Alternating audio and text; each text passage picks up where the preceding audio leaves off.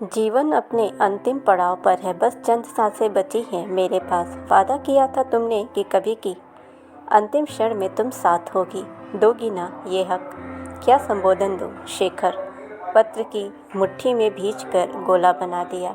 आग को समर्पित करना होगा, श्रेया सोच रही थी। मन जितना पत्र की इबारत से हटाती, अतीत उसकी साड़ी का आंचल पकड़े ठुनकते बच्चे सा पीछे पीछे चलने लगता। आज क्या कहे शेखर, 10 साल पुरानी बात। शेखर ने पहले कभी उससे वफा नहीं की, परंतु आज अपने प्यार विश्वास से उसने श्रेया के मन पर छाई हर परछाई को धो दिया है।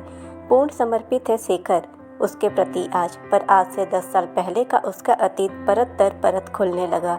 अखबार में विज्ञापन पढ़ पिताजी ने देर न लगाई थी। श्रेया का फोटो बायोडाटा के साथ पोस्ट करके ही सांस ली।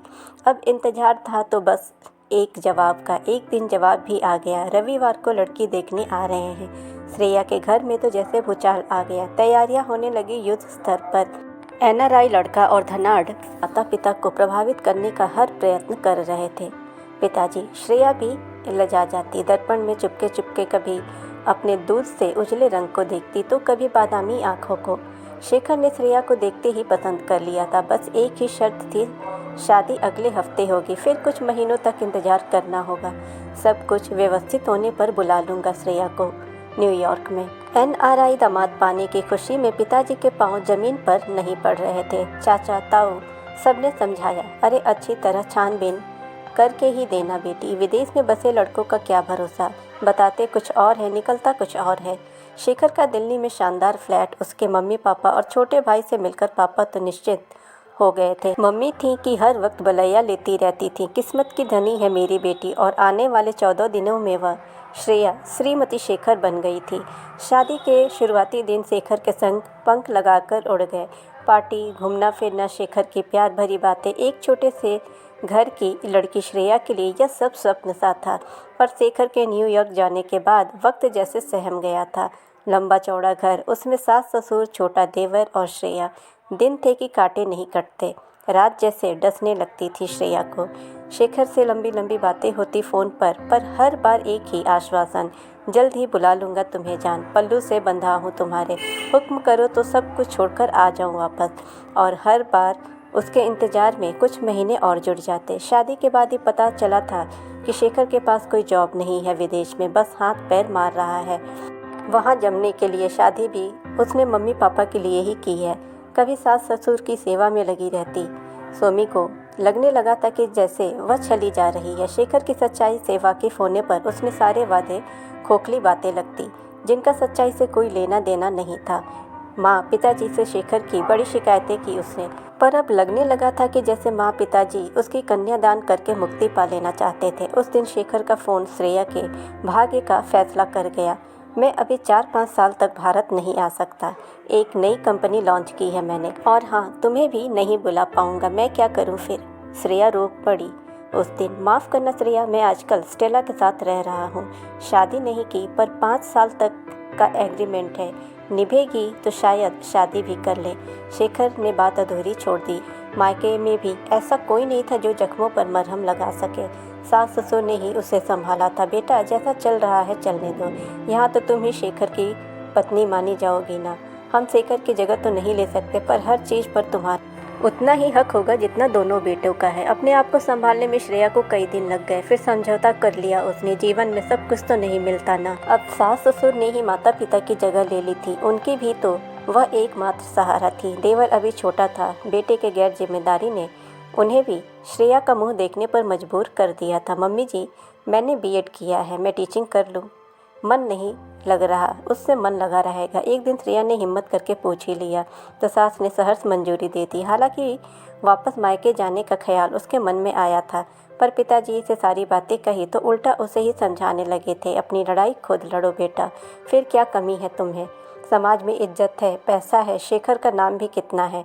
क्या कभी सपने में भी सोचा था तुमने कि इतना सब कुछ मिलेगा तुम्हें? श्रेया ने काफ़ी सोच समझ कर स्कूल ज्वाइन कर लिया था। दिन पलटने शुरू हो गए। आधे दिन बच्चों को पढ़ाने में, बाकी घर के कामों में यूं ही बीत जाता था। जीवन की कड़वाहट कुछ कम होने लगी थी। शेखर का परिवार ही उसकी जिम्मेदारी बन गया था। उस दिन वह अपने देवर सोनू के कमरे में अचानक चाय देने गई। सोनू को उसके ट्यूटर पढ़ा रहे थे। श्रेया ने देखा सोनू को होमवर्क देकर वह स्वयं पेपर पर कोई स्केचिंग कर रहे थे।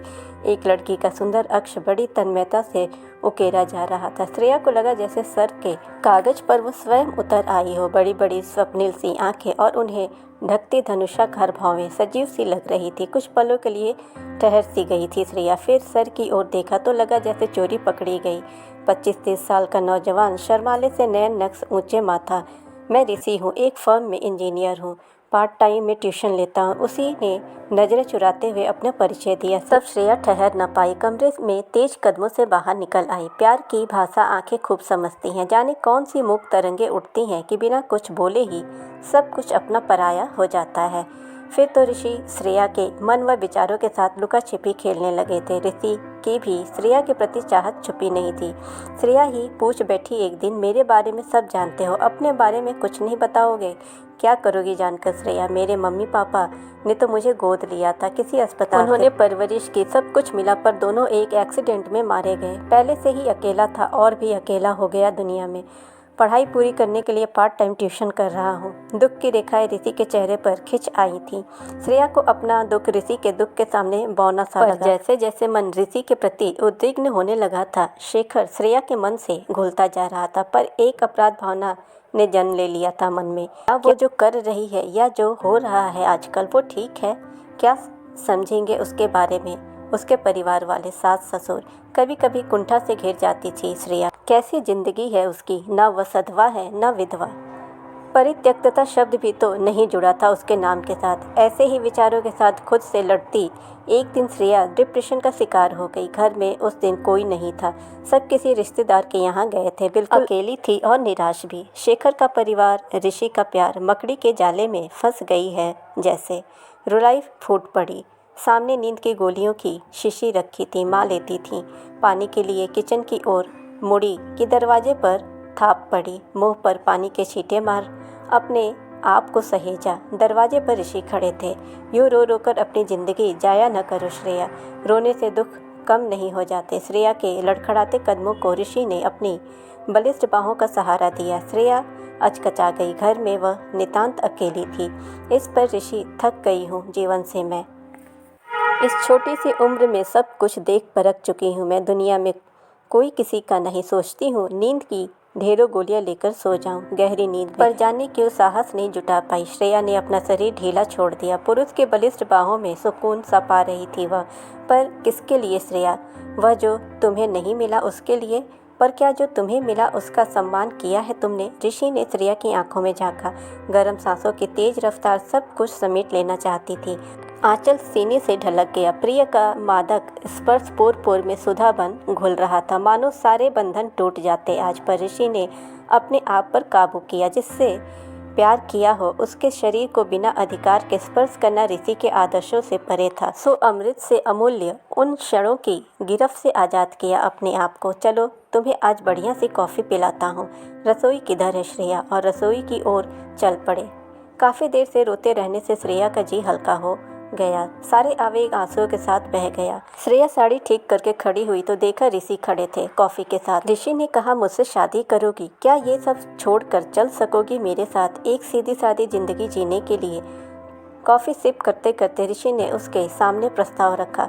सोच लो श्रेया, माँ पिताजी के आने का वक्त हो गया था। सो ऋषि चला गया। वह काम में लग गई, पर विचारों में द्वंद्व जारी था। हाँ, मैं ऋषि से शादी करूँगी।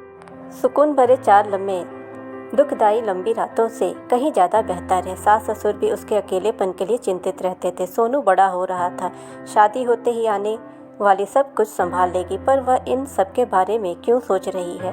शेखर से कोई रिश्ता नहीं, फिर उसके परिवार वालों के बारे में क्यों सोचे? श्रेया माँ पिताजी से बात करेगी, अन्यथा एक दिन सब छोड़कर किनारा कर लेगी। अपनी सोच को विराम देकर सो गई थी वह। सुबह उठी तो सिर थोड़ा भारी था। सूरज सिर पर चढ़ आया, पर बदन बिस्तर छोड़ने को तैयार न था। तभी माँ की खुशी में सराबोर चीख सुनाई पड़ी, शेखर वापस आ रहा है श्रेया, परसों 9:30 की फ्लाइट है, हमेशा के लिए। माँ ने खुशी के अतिरेक में श्रेया को अपने अंक में भींच लिया।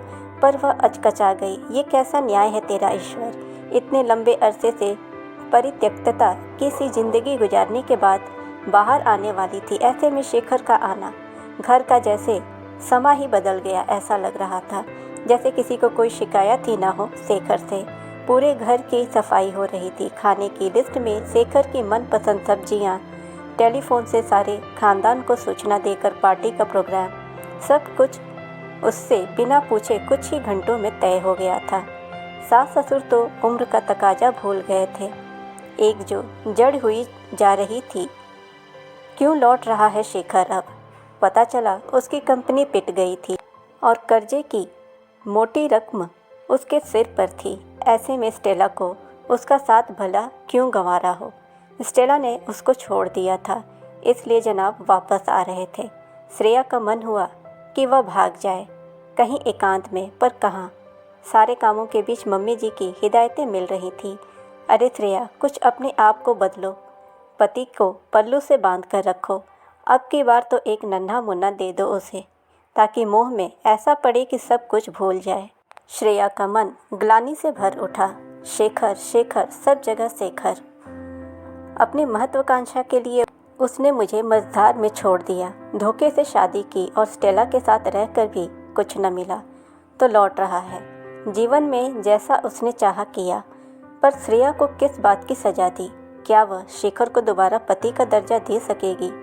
खासकर जब ऋषि की सादगी उसके रोम रोम में बस चुकी हो। शेखर की खुदगर्जी से उसका तन मन घायल था। अंधेरे में जब शेखर के हाथ उसके बदन का स्पर्श करेंगे तो क्या वो लिजलिजापन वह बर्दाश्त कर पाएगी? नहीं। श्रेया का मन विद्रोह पर उतारू हो उठा। पर भारतीय मर्यादा तो पति के 100 खून भी माफ़ कर देती है। पति के घर डोली उतर गई तो उसी के घर से अर्थी उठे स्त्री की। दादी की सीख उसके कानों में गूंजने लगी। ये त्याग, मर्यादा, सब कुछ स्त्री पर थोपे हुए ढोंग हैं। आदर्श थोप थोप कर देवी बना डालते हैं, पर इंसान के रूप में सही ढंग से जीने का इजाज़त भी नहीं देते। समाज के नियम भी अब कोई और समझौता नहीं कर पाऊंगी। मैं सदा के लिए तुम्हारे पास आ रही हूँ ऋषि। श्रेया ने फैसला कर लिया था। कुछ कपड़े सूटकेस में भर लिए, सारी रात बेचैनी में काट दी। सुबह से ही घर में लोगों का आना जाना शुरू हो गया था। श्रेया के माता पिता भी आए थे। श्रेया ने कमरे में ले जाकर जन्मदायिनी माँ को अपने फैसला सुना दिया। 2 खानदानों को तबाह न कर बेटी, पहले चली जाती तो कोई बात न थी, पर अब तो खुशियाँ अपने आप चलकर आ रही हैं तेरे पास। माँ ने वही पुराने वाक्य समझाने धमकाने के पैतरे शुरू हो गए थे। तभी ऋषि का फ़ोन आ गया। श्रेया, पति वापस आ रहे हैं। नया जीवन मुबारक हो तुम्हें। इतना स्वार्थी नहीं मैं कि अपने साथ तुम्हें कांटों में घसीट लूं, पर हाँ, इतना ज़रूर चाहूँगा कि जीवन के अंतिम पलों में जब सांसें साथ छोड़ रही हो तो तुम मेरे सिरहाने बैठी रहो, मुझे तलाशना मत। और ऋषि ने बिना कुछ उसकी सुने फ़ोन रख दिया। उस दिन पिंजरे में बंद पंछी की तरह उड़ना भूलकर श्रेया ने भी ज़िंदगी से लड़ना सीख लिया था। मीता और वशिष्ठ 2 बच्चे थे उसके। अब अच्छी खासी उम्र भी हो गई थी श्रेया की, पर कभी मन के गहराइयों में खो जाती तो सोचती क्या नाम दे वह ऋषि को, स्वप्न पुरुष या एक हवा का झोंका जो उसकी ज़िंदगी के मायने बदल गया। आज ऋषि का यह पत्र फिर श्रेया को अधीर कर रहा था। आज फिर वह किसी की नहीं सुनेगी, कोई बंधन नहीं मानेगी, ऋषि के पास जरूर जाएगी। शेखर को उसने सब कुछ बता दिया। ऋषि का वह पत्र शेखर के हाथों में सौंप कर अपना निर्णय भी बता दिया था। सूटकेस में चंद कपड़े डाले, ठीक उसी दिन की तरह पैर घर की दहलीज से निकले। पर आज किसी ने ना रिश्तों की दुहाई दी ना रोका। पति ने स्वयं टिकट देकर ट्रेन में बैठाया। ऋषि का कर्ज है मुझ पर श्रेया। तुम्हें मुझे वापस सौंपकर उसने मुझ पर बहुत बड़ा एहसान किया है और तुम निश्चिंत होकर जाओ। ऐसे ही कहानियों के लिए आप हमारे चैनल को सब्सक्राइब करें, नोटिफिकेशन बेल दबाएं ताकि हमारी हर कहानियाँ आप तक पहुँच पाए। और इस वीडियो को ज़्यादा से ज़्यादा लाइक और शेयर करें। Thanks for watching.